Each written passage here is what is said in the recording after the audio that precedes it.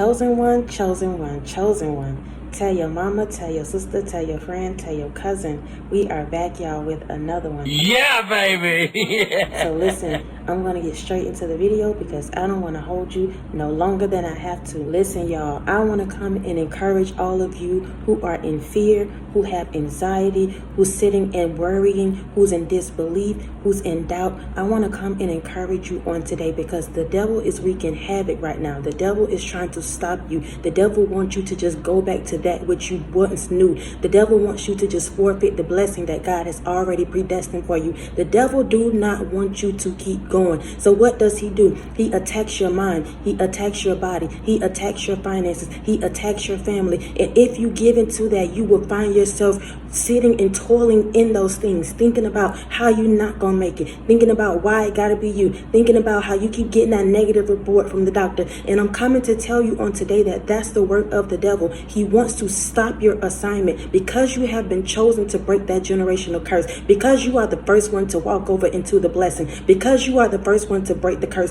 because you are the first one to do this new thing. You are the first one to step out into this new city. You are the first one to believe that there's better for you. You are the first one to do it. And because you are doing that, the devil is mad at you. He wants you to stop. He wants you to be in doubt. He wants you to be in fear. And so as I was laying in my bed yesterday, because I'm going to be totally honest with y'all, I told y'all I'm taking y'all with me on this journey. Yesterday, I went through a whole episode. I started feeling like I was not going to make it because I'm out here in LA. I don't have an actual 9-to-5 job. I'm walking on faith. And I'm like, God, I don't know how you're going to pay these bills. I don't know how you're going to, provide for me. But if you don't do it, it won't get done. But at the same time, the devil kept coming in telling me it's not going to happen. You should just go back. You should just do this and that. And I'm telling you right now, that's the work of the enemy. Y'all, as I come and pour into y'all, he gets mad. He gets mad by the fact that I come and encourage you because you have an assignment on your life. And so not only am I moving forward, but then when I come and encourage you and you get a whiff of that and you start believing that and you start trusting that and you start acting on that, then he comes in and he try to wreak havoc and stop shop, close it down altogether. But not on today. I come and encourage you and I want you to know that you have the power and the authority to keep going. God has chosen you for the assignment. And because he has chosen you, he shall strengthen you. He shall bless you. The moment we start giving up, the moment we feel like we are at the end, that's when God can come in and do his best work. When we are down at the bottom of the pit, when we feel like there's nothing left, that's when God does his best work. Do we always have to be there for him to show up? No, sir, no, ma'am. But when we are weak, he is strong. And so as I was laying there, I heard him. He said, being in fear, anxiousness, anxiety alters the voice of the Lord. Being in fear, anxiousness, anxiety alters the voice of the Lord. So you're seeking his face. You're asking for answers. You're trying to figure out if you really should make the move. You're trying to figure out why you keep going through this in your body. You're like, Lord, please help me. I don't know what's going on. But when you go to him, you are going in fear, anxiousness, anxiety, and it's altering the voice that you're hearing.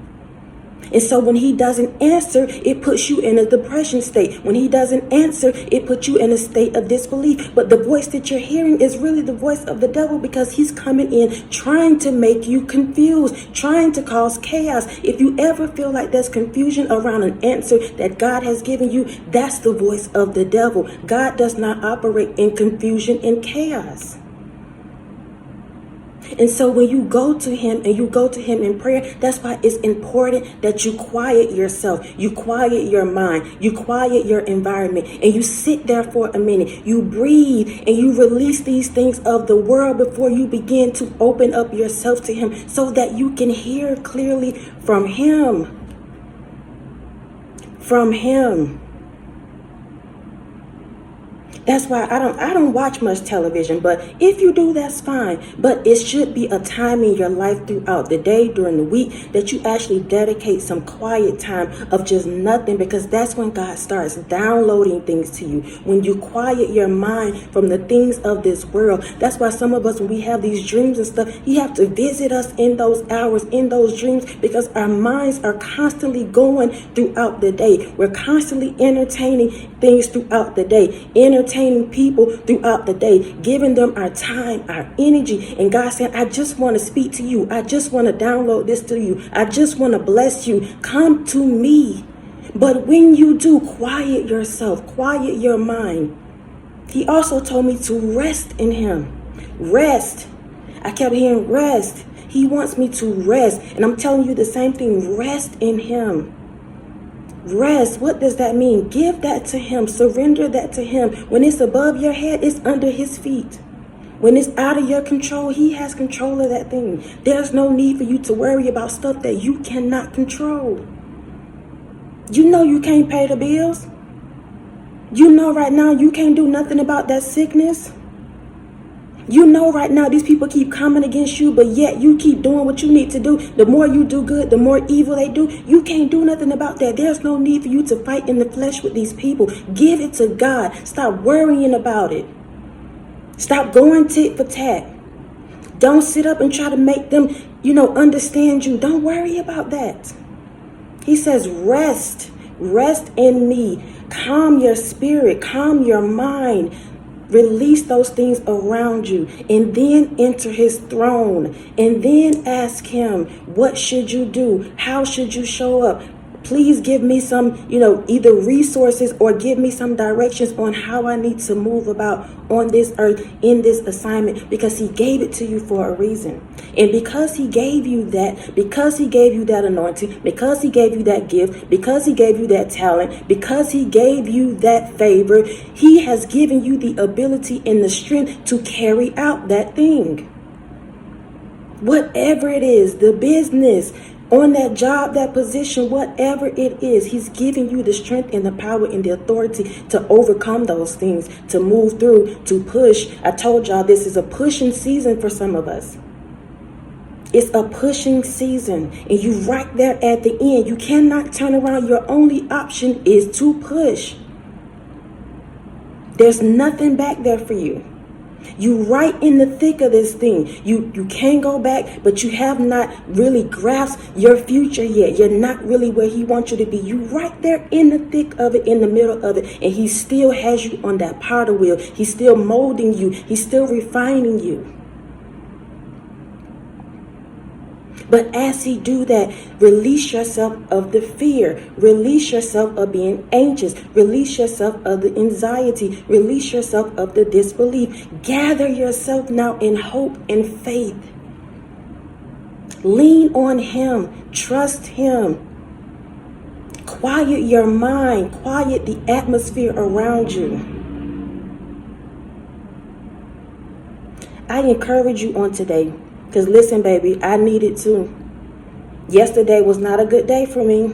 I'm being totally honest with y'all. But now I'm back and I'm ready to keep going. Because listen, let me tell you something about that too. It's not that we cannot feel these things. It's not that we cannot be afraid. It's not that we cannot, feel a little bit anxious or anxiety. It's not that we cannot feel these things. It's you staying there that's a problem.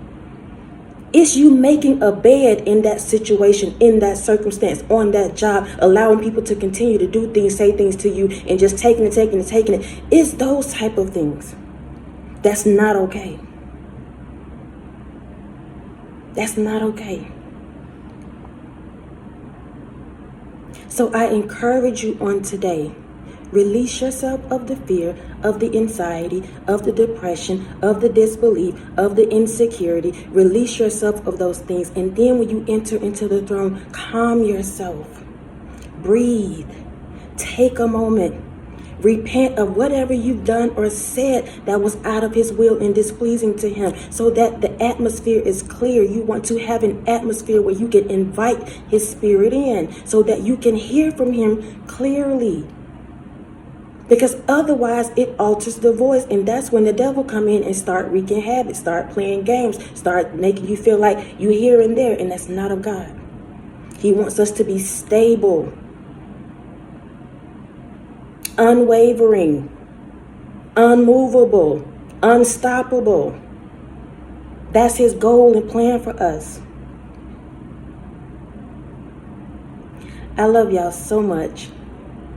I love y'all so much. On this day, if nobody has told you that they love you, on this Valentine's Day, people celebrating, some don't.